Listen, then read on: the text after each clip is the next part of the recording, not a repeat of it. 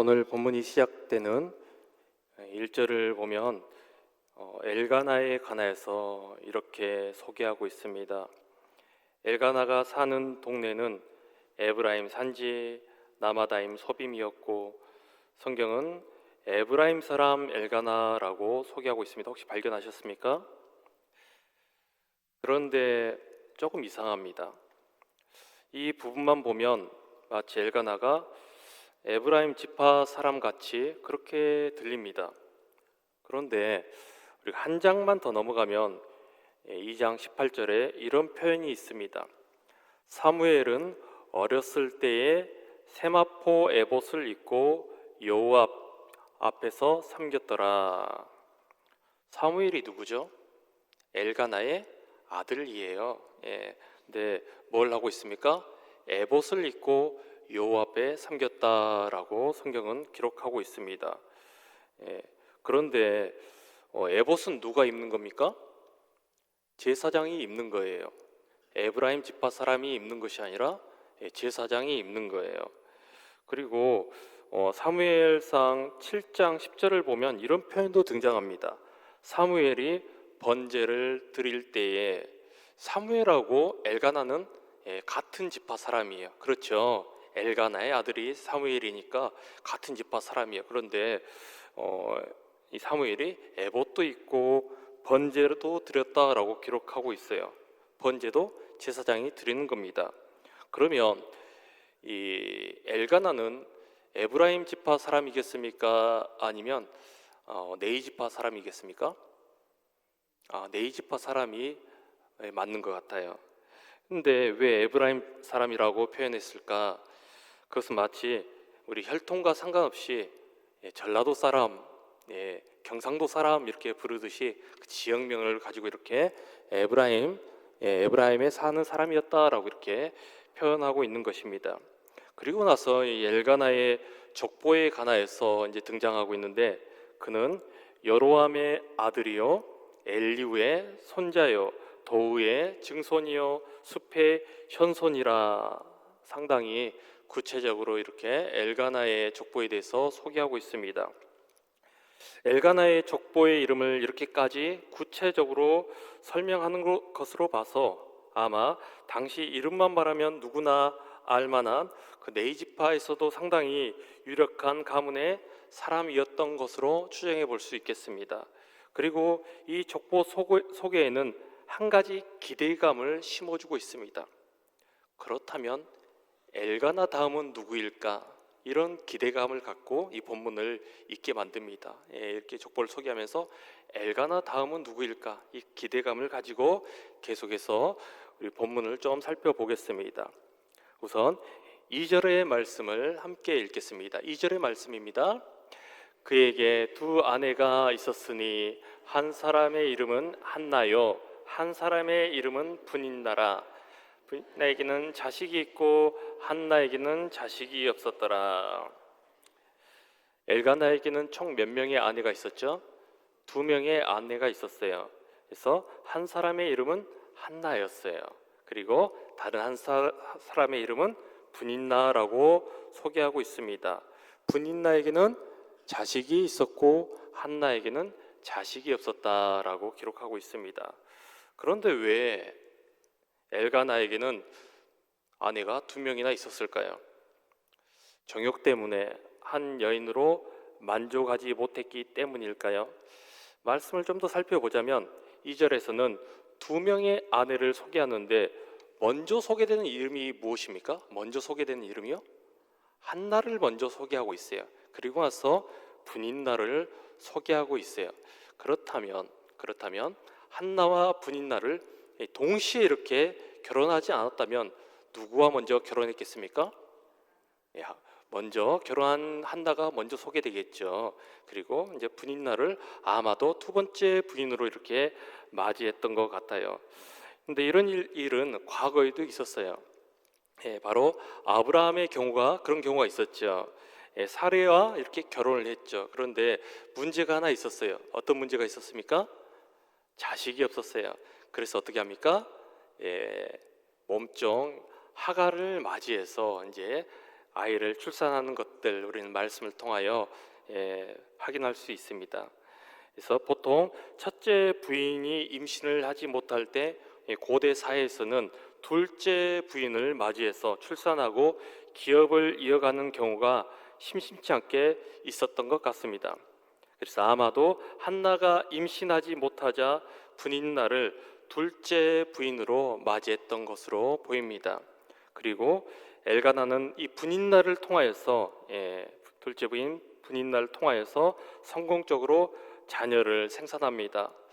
몇 명이나 낳았을까요? 성경은 구체적으로 말씀하고 있지 않죠. 그런데 2절에 이렇게 기록하고 있습니다. 우리 2절 말씀, 4절 말씀 한번 띄워주시겠어요? 함께 읽겠습니다. 엘가나가 제사를 드리는 날에는 제물의 분깃을 그의 아내 분인나와 그의 모든 자녀에게 주고, 4절을 보니까 무엇이라고 표현합니까? 그의 모든 자녀에게 주고. 그렇다면 그의 모든 자녀에게 주고라고 하면 최소 몇 명일까요? 최소 2명 이상이겠죠. 모든 한 사람인데 모든 자녀에게 주고라고 표현하지는 않겠죠. 최소 2명일 거예요. 그런데 전 세계 성경 중에서 거의 유일하게 우리나라 성경에만 이 부분을 모든 자녀에게라고 번역합니다. 우리 성경에만 그래요. 모든 영어 성경, 킹제임스, ESV, NIV에서는 이렇게 표현합니다. 우리 한번 보실까요? 개역개정에서는 그의 모든 자녀에게라고 되어 있지만 영어 성경에는 어떻게 기록되어 있습니까?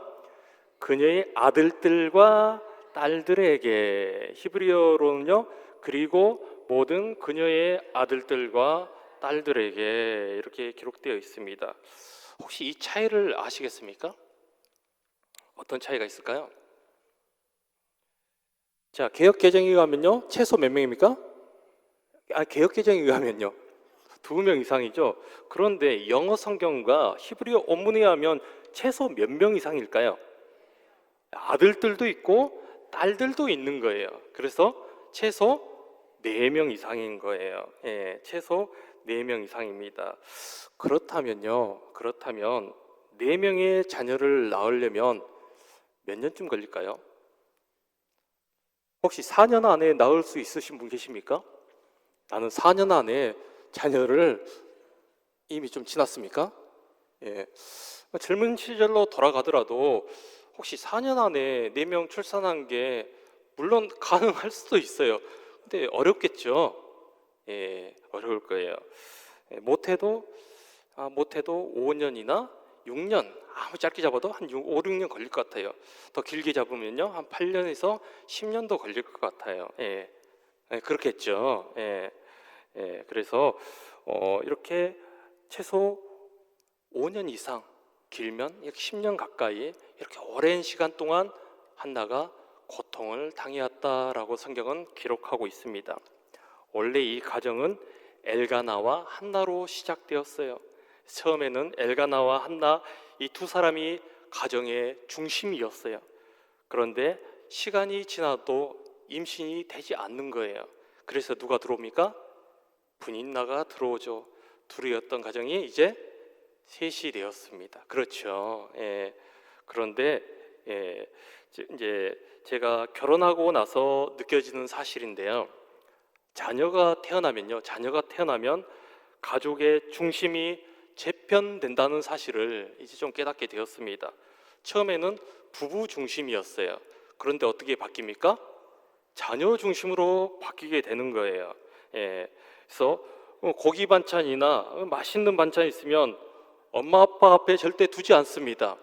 누구 앞에 둡니까? 애기들 앞에 둬요. 고기 반찬 나오면 애기 앞에, 풀조가리는요 엄마 앞에 이렇게 둡니다. 그렇죠? 저만 그렇습니까? 아니, 대부분 그런 것 같아요. 그래서 눈치 없이 이제 고기 많이 먹으면 이렇게 막 눈치를 줘요. 그런 경험을 이렇게 하게 됩니다. 그래서 뭐 생선구이가 나오면 엄마 아빠는 이 가시가 막 많은 그 내장 부분, 이렇게 그쪽 뱃살 가시 많은데 이렇게 막 거기 막 이게 먹고 있어요. 예, 가시 이렇게 헤쳐가면서 먹고 있어요. 그리고 살이 많고 맛있는 부분은 누구께 갑니까?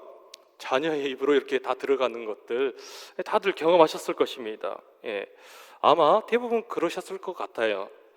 예, 고대 근동에서는 물론 이 정도까지는 아니었을 것 같아요. 예, 이 정도까지는 아니었을 것 같아요. 근데 어느 정도 비슷하게 이 자녀 중심으로 가족이 좀 재편되지 않았을까라는 생각이 됩니다. 첫째 아이가 태어났어요. 예, 아빠 엘가나가 기뻐했겠죠. 예, 기뻐했을 거예요. 아기가 이제 몸을 뒤집습니다. 옹알이도 하기 시작합니다. 이 걸음마도 하고 예, 재롱도 부립니다. 그 모습이 얼마나 예뻐 보였을까요? 엘가나와 브닌나가 아이로 인하여서 기뻐하는 모습을 한나는 조용히 지켜봐야만 하는 것입니다.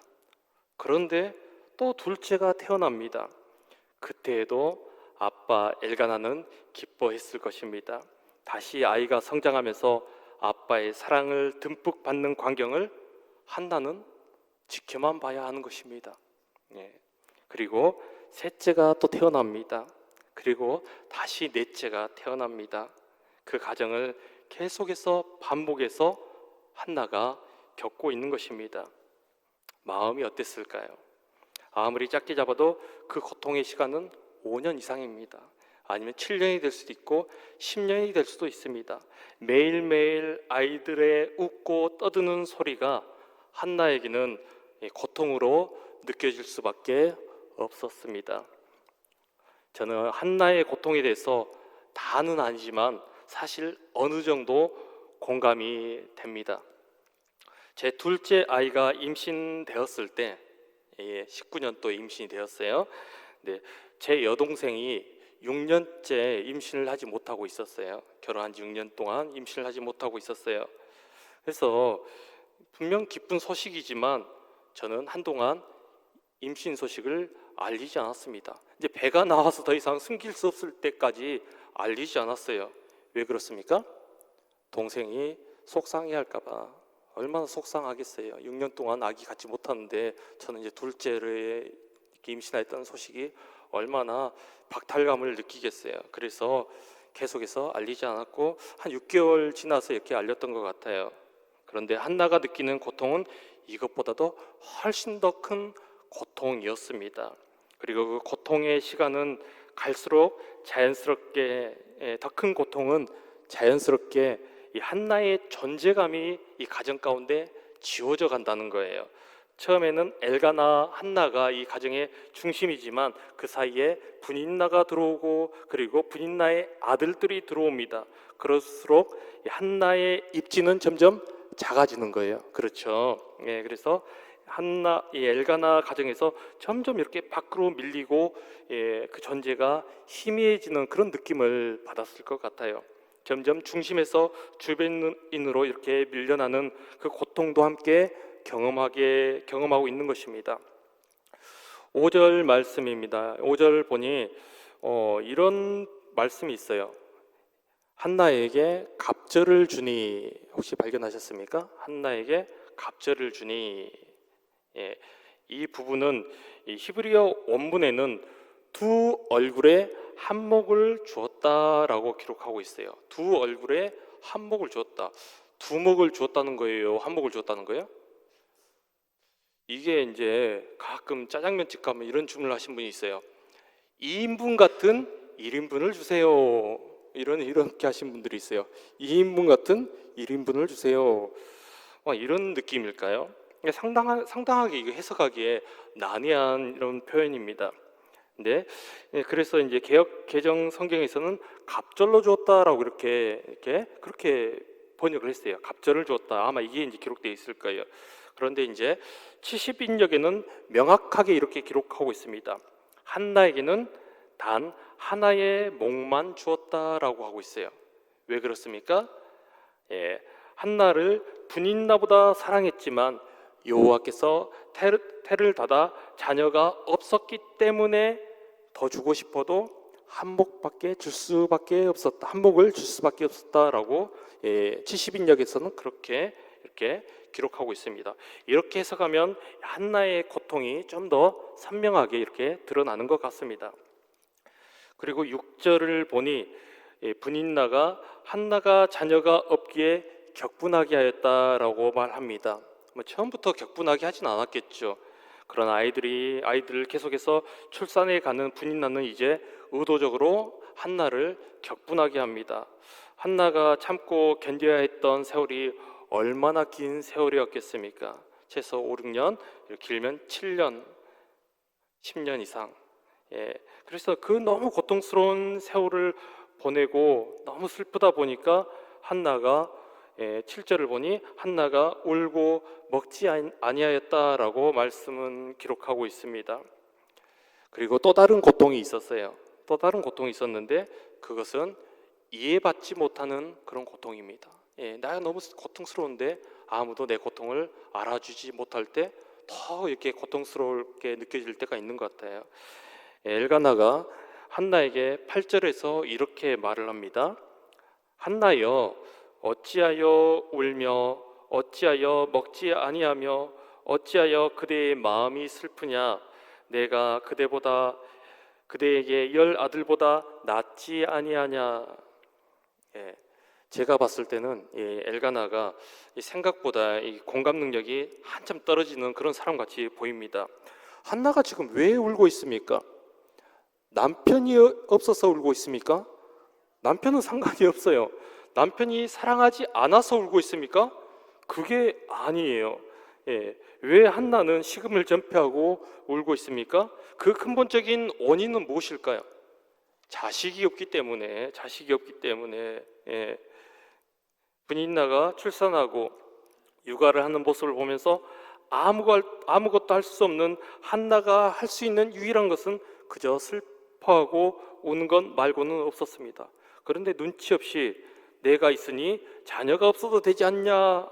이 남편은 이 한나의 고통이 어디에서 시작되었는지 잘 이해하지 못합니다. 더 나아가 이 남편은 한나의 고통과 슬픔을 해결해 줄 수조차 없습니다. 왜냐하면 자녀는 누가 주십니까? 하나님이 주시기 때문입니다. 하나님이 주시는 거예요. 그렇다면 누가 해결해 줄 수 있습니까? 하나님만이 해결해 줄 수 있는 거예요. 자녀는 하나님께서 주십니다. 그래서 오직 하나님만이 한나의 고통을 해결해 줄 수 있는 것입니다. 그래서 고통 가운데 한나는 그 고통을 해결할 수 있는 유일한 분이신 하나님을 찾기 시작합니다. 10절을 보니 한나가 마음이 괴로워서 여호와께 기도하고 통곡하였다라고 기록하고 있습니다. 12절에는 아주 오랫동안 머무르면서 여호와 앞에 기도하였다라고 기록하고 있습니다. 이 고난이 한나를 여호와께 이끌어 온 것입니다.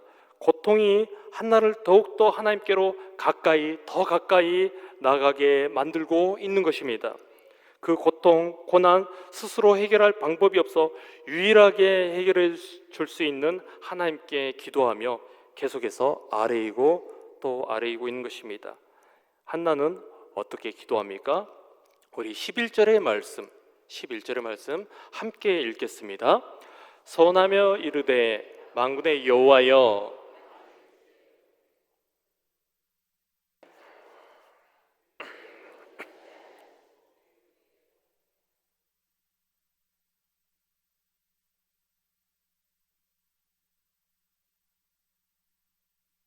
아멘. 한나의 이런 고백은 참으로 놀라운 신앙 고백이기도 합니다. 이 모든 고통에서 벗어날 것은 하나님밖에 없음을 전제로 고백하고 있는 것입니다. 하나님이 저의 고통을 돌보셔야 합니다. 하나님께서 저를 기억해 주셔야 됩니다. 그래서 주의 여종에게 아들을 주시면 이렇게 고백하고 있죠. 자녀는 내 힘과 정성과 노력으로 낳는 존재가 아니라는 것을 한나가 깨달은 것입니다. 그래서 하나님이 주셔야 됩니다 라고 고백하고 있습니다. 모든 생명의 주권자이신 하나님께서 주셔야 아들도 가질 수 있음을 한나는 고백하고 있습니다. 더 나아가 한나는 나실인 소원을 하고 있습니다. 내가 그의 평생의 그를 여호와께 드리겠습니다. 삭도를 그의 머리에 대지 않겠습니다. 즉 다시 말해서 이 아들은 하나님께서 주셨기에 이 아들은 하나님의 것입니다 라고 고백을 하고 있는 것입니다. 우리의 자녀도 마찬가지입니다. 하나님이 우리에게 자녀를 주셨고 우리에게 있는 자녀는 하나님의 자녀라는 사실을 늘 기억하시길 바랍니다. 그런데 우리는 가끔 그 사실을 망각할 때가 있는 것 같아요. 우리는 하나님께서 주신 자녀를 맡아 기르는 사실 청지기일 뿐입니다. 이것을 인정하지 못한다면 자녀를 내 입맛대로 컨트롤하려고 하고 내 입맛대로 조정하려고 합니다.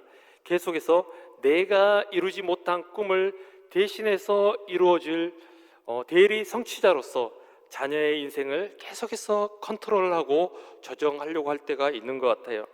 심지어 자녀가 결혼한 후에도 계속해서 나의 영향력 아래에 두려고 할 때가 많은 것 같습니다. 성경이 말하는 좋은 부모는 자녀를 하나님을 경외하는 거룩한 자녀로 길러내는 것인 줄 믿습니다. 엘리 제사장의 두 아들 홈리와 비나스의 모습을 통해서 우리는 부모의 역할이 무엇인지 다시 생각하게 됩니다. 다시 말씀으로 돌아가 한나가 기도하는 장면을 통하여서 이 장면을 이 엘리 제사장이 지켜보고 있었습니다. 제사장 엘리는 이 한나의 아픈 마음을 알아줄까요? 우리 13절의 말씀입니다. 한나가 속으로 말하며 입술만 움직이고 음성은 듣지 아니하므로 엘리는 그가 취한 줄로 생각한지라. 엘리도 한나를 이해하지 못하는 거예요. 어떻게 생각합니까? 그저 술에 취해서 의미 없이 중얼거리는 술주정 정도로 생각하고 있는 거예요. 그래서 14절에 이렇게 말을 합니다. 내가 언제까지 취하여 있겠느냐? 포도주를 끊으라. 엘리는 아마 한나가 술에 취해서 지금의 이 고통을 술로 잊고 달래는 것으로 생각했던 모양입니다. 그렇습니다. 누구도 알아주지 않습니다. 누구도 한나의 고통을 이해하려고 하지 않습니다. 제사장 엘리조차도 남편 엘가나도 한나의 고통을 잘 이해하지 못합니다. 그러나 한나의 고통을 유일하게 알고 계시는 분이 있습니다. 공감하고 계신 분이 있습니다. 바로 하나님이십니다. 이제 우리가 말씀에서 한 발자국만 뒤로 이렇게 물러서서 이 말씀을 바라보겠습니다. 새롭게 보이는 것이 있습니다.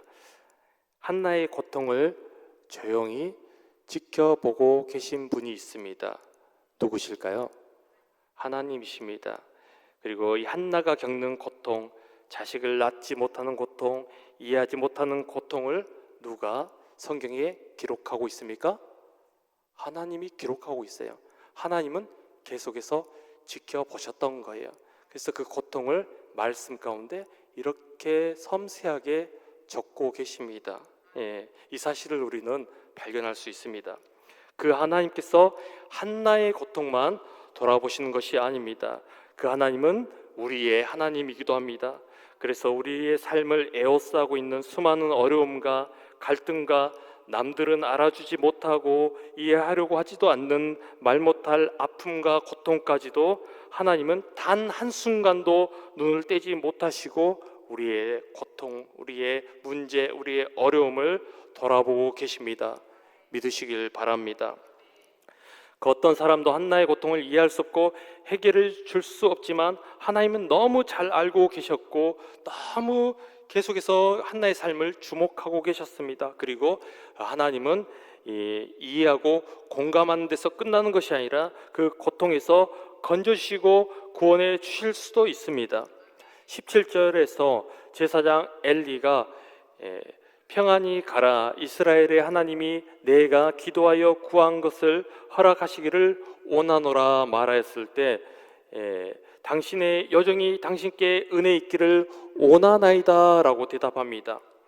그런데 사실 현실은 아직 바뀌지 않았습니다. 그렇죠. 아직 바뀌지 않았어요. 여전히 한나에게는 자식이 없습니다. 이제 실로를 떠나서 다시 가정으로 돌아가면 그 가정에서 전제가 희미해져 있는 주변인일 뿐입니다. 그런데 18절을 보니 가서 먹고 얼굴에 다시는 근심빛이 없더라라고 성경은 기록하고 있습니다. 현실은 그대로입니다. 변한 것은 한나의 믿음입니다. 여호와께서 나와 함께 하신다. 여호와께서 나의 고통을 돌아보시고 반드시 신원해 주실 것이다. 바로 이 믿음이 생긴 것입니다. 그 믿음 위에 하나님께서 역사하십니다. 19절에서 여호와께서 한나를 생각하셨고 임신하게 이제 하십니다. 그리고 아들을 낳았는데 그 아들의 이름이 무엇입니까? 사무엘입니다. 이 사무엘은 합성어인데 이 히브리어 샤마이, 그가 들으셨다라는 단어하고 하나님을 지칭하는 엘이 이렇게 합쳐진 거예요. 그래서 하나님께서 나의 기도를 들어주셨습니다. 이 신앙의 고백이 이 이름 안에 담겨 있는 것입니다. 그리고 이 아들은 하나님께서 주셨기에 다시 하나님께 드립니다라는 고백으로 나실린 소원을 이행하기 시작합니다. 그리고 한나의 깊은 1장에서의 탄식이 2장에서는 한나의 노래로 이렇게 바뀌어지는 것을 발견할 수 있을 것입니다. 얼마나 놀라운 은혜입니까? 그런데 하나님의 돌아보심은 여기에서 끝나지 않습니다. 분인나에게는 누가 있었죠? 아들들도 있었고 딸들도 있었다라고 우리가 그 4절의 말씀 기억하실 것입니다. 우리 2장 21절 볼까요? 2장 21절 함께 읽겠습니다. 여기서 한나를 돌보시다 하여금 임신하여 세 아들과 두 딸을 낳게 하셨고 아이 사무엘은 여호와 앞에서 자라니라. 분인나의 아들들과 딸들로 인하여서 고통받았던 한나에게 아들들도 주십니다. 그리고 딸들도 주십니다. 이로써 분인나의 출산으로 받았던 모든 고통에서 완전하게 신원해 주신 줄 믿습니다. 성경은 분인나의 자녀들의 이름에 대해서는 말하고 있지 않습니다. 그러나 한나를 통하여 태어난 사무엘의 이름을 기록함으로써 사무엘상 1장 1절에 나오는 그 족보 가운데 엘가나 다음에 그 빈 자리에 당당하게 이 사무엘의 이름이 올라가게 됩니다. 여기서 끝이 아닙니다. 이 한나의 이야기와 특히 이 장에서 한나의 노래는 사무엘상 전체를 강통하는 중심 주제가 됩니다. 사무엘서에서 이 한나의 고통을 돌보시는 하나님이 이제 다윗의 고통을 돌보시는 하나님으로 이렇게 바뀌어 나가게 됩니다. 분인나로부터 고통받았던 한나를 완전하게 신원하셨던 하나님이 이제 사울로부터 고통받고 쫓기며 핍박받았던 다윗의 삶을 신원하신 하나님으로 이렇게 이야기가 이어지게 됩니다. 얼마나 놀라운 이야기입니까? 그리고 그 하나님이 지금 우리의 하나님이시며 우리의 고통과 아픔까지도 돌아보시며 신원하시는 하나님이심을 믿으시길 바랍니다. 이 믿음으로 우리를 향해 단 한순간도 눈을 떼지 않으시고 지켜보시며 그 누구도 이해하지 못하는 우리의 마음을 이해하신 하나님께 우리 또한 기도로 간구로 나가는 믿음의 성도가 되시길 부탁드립니다. 그래야 할 때 하나님의 역사하심과 섭리 가운데 한나에게 베푸셨던 그 은혜가, 다윗에게 베푸셨던 그 은혜가 모든 성강의 성도들 가운데 있길 주님의 이름으로 축원합니다. 사랑과 은혜가 풍성하신 하나님 아버지, 오늘 말씀을 통해 한나의 눈물과 기도를 바라보며 우리의 삶 또한 주님 앞에 주님의 손에 올려드립니다. 사람은 우리의 마음을 다 알아주지 못하고 때론 가까운 이들조차 우리의 아픔을 이해하지 못할 때가 있습니다. 그러나 하나님은 우리의 중심을 아시고 우리의 눈물을 기억하시는 분이심을 믿습니다. 한나의 고통을 외면하지 않으시고 끝까지 지켜보시고 때가 되어 응답하셨던 하나님, 지금 이 자리에 성도들의 삶 속에서도 동일하게 역사하여 주옵소서. 말로 다 표현하지 못하는 아픔과 누구에게도 털어놓지 못했던 눈물과 기다림과 간절한 기도 제목들을 주님께서 친히 기억하여 주시고 주님의 때에 가장 선한 방법으로 응답하여 주옵소서. 한나의 눈물을 찬양으로 바꾸셨던 것처럼 우리의 삶의 자리에도 탄식이 기도로 바뀌어지고 기도가 찬양으로 바뀌어지는 은혜를 허락하여 주옵소서. 우리 인생 가운데 하나님께서 이루실 놀라운 섭리와 회복을 기대하며 끝까지 주님만 붙드는 믿음을 허락하여 주옵소서. 우리를 늘 돌아보시며 우리에게 은혜 베푸시기를 기뻐하시는 우리 주 예수 그리스도의 이름으로 기도드립니다. 아멘. 찬송가 86장 부르시면서 봉헌하시겠습니다.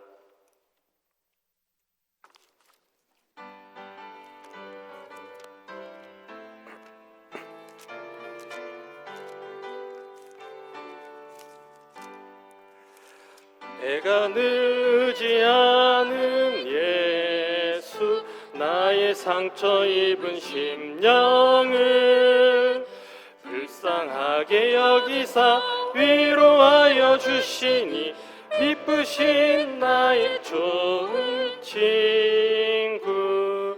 내가 의지하는 예수, 나의 사모하는 친구.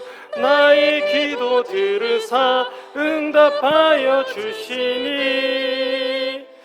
미쁘신 나의 좋은 친구.